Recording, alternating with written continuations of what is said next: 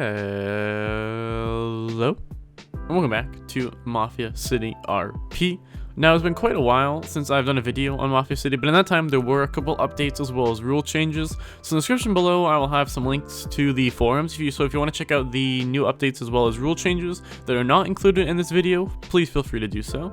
But without further ado, let's get right into the main part of this video, what you guys clicked on this video for, and that being the recent Chopshops addition as well as the new vehicle and property keys that were added to the server recently. So starting off, there were 3 main new systems added that we're going to be going over in this video, and if you do want to see those different parts of the video, you should be able to either 1, go into the description and click on the timestamps from there, or you should be able to hover your mouse over the timeline of this video and go to the different sections of it if you want to check each section out individually. So first off, we're going to be starting off with the new Chopshops as well as how to use it, the different tiers of vehicles for Chopshops as well as the vehicles you can and cannot chop, and a couple other things.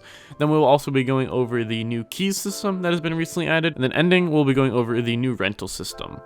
So I'll put the full update on screen now for the whole Chopshops update, so feel free to pause and read through it if you want, but basically in short, the Chopshops are only usable by 1% at a time, chopping 1 car, and you get an amount of money equal to what tier the vehicle is, as well as it will take a longer amount of time, obviously the higher tier vehicle.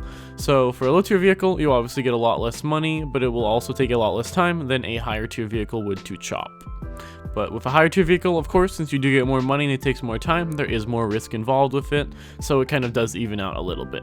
Now, unfortunately, I wasn't able to get any footage of the actual chopping in the chop shop, as I spent around 3.5 hours actually looking for the chop shop last night when it was first released. I actually found the chop shop. I went to go get a car to chop. I came back. Unfortunately, I didn't even have the car to chop at that point, and the police were already there raiding it, so unfortunately I was there a little bit too late. But I definitely recommend going around, at least when the chop shops are still new in town, finding all of the locations and then marking them down on your map, or marking them or remembering them some way, and then whenever the chop shop changes locations, you're able to just go through all of the different possible locations until you find the right one. Because I can tell you, with I believe the 2-hour timer that each chop shop has, if you spend a lot of that time looking for the chop shop and you don't know where it is, you're probably not going to have enough time to actually chop the car. But basically, in short, how you take apart the car and actually do the whole chop shop motion is you have to open up all the different parts of the car, including the doors, trunk, and engine bay. Then you have to disassemble each part with what is basically just an action timer. There's no real mini game or anything to disable the part or to actually take that part off of the car, if I remember correctly.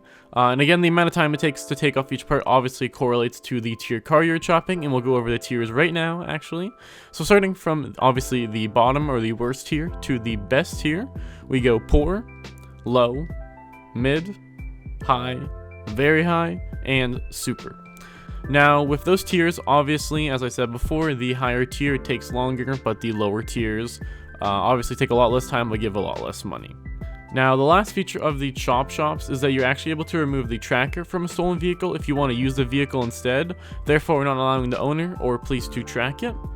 Now, honestly, I think that this feature definitely needs some tweaks, because if you really wanted to, I believe you're able to actually steal someone's car, remove the tracker, especially if you have their key after you've downed them or something, which again, we'll go into the keys in a little bit. Put it in an interior or a garage, and then whoever owns that car is pretty much screwed out of their car for an indefinite amount of time. Of course, this is only the 2nd or 3rd day of the update being out, so hopefully they will change this. So it maybe after 12 hours or so of your car not having a tracker and not being occupied, it just automatically goes to Moore's or something like that. Because at the moment, someone can literally steal your car, put it in a garage, or take the tracker off at a chop shop, put it in a garage, and then you're able to not really get that car back ever again if they decide to keep that car in there and never take it out.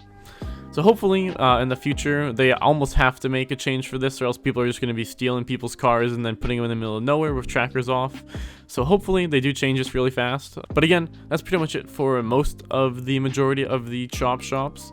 Again, the system was just released a day or 2 ago, so hopefully some of this will be changed. Another big problem I did notice with the chop shops is that since you're not able to chop group, rental, job, or corporation vehicles, if you really wanted to, you could literally just create a corp and only buy corp vehicles, and your vehicles would basically never be able to be chopped, and you would also have a plate that I don't believe would come back to you regardless. So there's definitely a little bit of tweaks here and there that need to be changed with the chop shops. It's a good intention and a good feature to definitely add, although it definitely needs to be some changes. Also, currently you can only chop 1 car at a time. So it would be nice to see being able to chop multiple cars to make it maybe a little bit more profitable, or maybe even a little bit more desirable for gangs to hold down and like tax people who chop cars and stuff. There's definitely a lot of changes that should be made with the Chopshops in my opinion, but again, these are just the first couple days of the update being out, so there's probably going to be some changes soon. Also, let me know what you guys think of the new Chopshop update in the comments below. But that's going to be pretty much it for the Chopshop update. Next, we're going to be moving on to the whole new property and vehicle keys, which is a very controversial addition. But we'll go over that right now. So let's get started on that with the property and vehicle keys system. So next, we're going to be moving on to the new property and vehicle key system added. So starting off, when you spawn in after this update was applied, you'll now spawn in with another inventory tab labeled keys. And of course, this is where you can see all the keys that you currently have on you. And if it's actually your first time spawning in since this update has been released, you will spawn in with all of your keys for all of your different vehicles as well as all of your properties. I definitely recommend going to put these in a stash house or going to hide these in a car or something so it doesn't get immediately stolen right off the bat. Now, the only way you can tell which key goes to which vehicle is by going into your vehicle menu in the B menu and looking at the vehicle ID. It was honestly a bit sad seeing that none of the keys had the actual names of the cars on them, or even like the brands or something. But hopefully this will be changed in the near future to allow easier time dealing with keys and actually being able to know which key goes to which vehicle a lot easier without having to check the ID of the vehicle and then find the ID for the key. So first off, in addition to the vehicle and property keys, a new store has been added to the map, which is called, I believe, the Key Store. So here you're able to buy new locks if your keys are stolen, or you can actually buy property code locks to lock your properties with a 4-digit code. So starting off with the key locks, you're able to buy these new key locks for your vehicles if your keys were stolen previously, and they basically will replace the keys that currently go to your vehicle. So it will give you a new key, and then the old keys that of course were stolen or not used will no longer be viable for your vehicle. Now I know that may sound a little confusing, but in short, basically if your keys are stolen, you're going to need to buy a new key lock. And with that new key lock, once you apply it for your vehicle by right-clicking it while looking at your vehicle in your inventory, it will then give you a new key, and then all of the previous keys will no longer be valid for that vehicle. So for instance, if someone had taken the keys to my Sultan, I could then buy a new key lock and apply it to my car, therefore giving me a new key and not allowing the people who took my other keys to now access my vehicle anymore.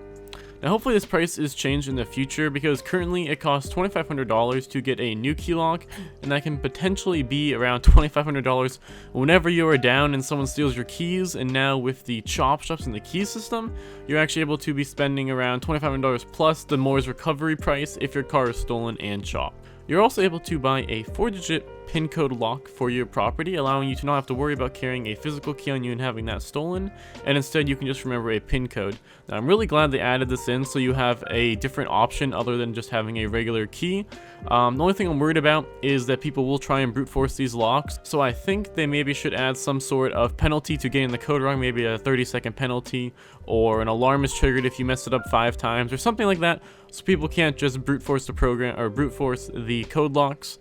So hopefully we see that added, but again, this is just the day 1 of the update. Honestly, in my opinion, I'm not too sure if having the keys as physical items was the best idea, as now people may focus you and down you just to steal your keys, especially if they know you have a property or they know where you live, and they know that you probably have the keys for that house on you, or stuff like that, or just killing you, downing you, taking your keys to your car, and then throwing you in the ocean, stuff like that. Just being annoying, basically. It's going to be happening a lot more now, in my opinion, just because of the physical keys and having them as being an actual item. But I guess we'll see how it plays out. Definitely let me know in the comments as well what you guys think of this new update and what you guys think of the keys in general, because I know a lot of people like it, a lot of people don't like it.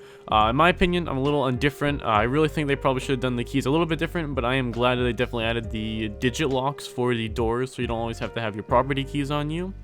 But that's going to be pretty much it, again, for the keys part of this update, both the vehicle keys and property keys. Now, if you have any more questions, I recommend either DMing me on Discord or leaving a comment in the comment section below, and I'll try and answer any questions if you do have them about it. Now, the last and final part of this update is the new property rental system, so now let's get into that right now. So the last and final part of this update is obviously the new property rental system. So with this new system, you are able to rent out owned properties to other players using the property menu accessible by using the B menu on the white entry circle of an owned property. And you can also rent out businesses as well. It is not just for housing, and obviously the person who is renting the business will make all of the profit that that business makes while they are currently renting it. But here you can set the rent price as well as the frequency that rent is due, as well as cancel your house rental if you no longer want to rent your house out. But if you want to rent a house and the owner sets up permissions like we mentioned previously, all you have to do though is to walk up to the property and again go into the B menu, and then you can start to rent it from there. But I think that is going to be about it for this video. Again, there were definitely some interesting updates in this update. So if you guys did enjoy and it did help you figure out a little bit more about what the update was about, as well as how the systems worked and how to access them, please leave a like. And if you want to see more videos, subscribe, and I will see you in the next video.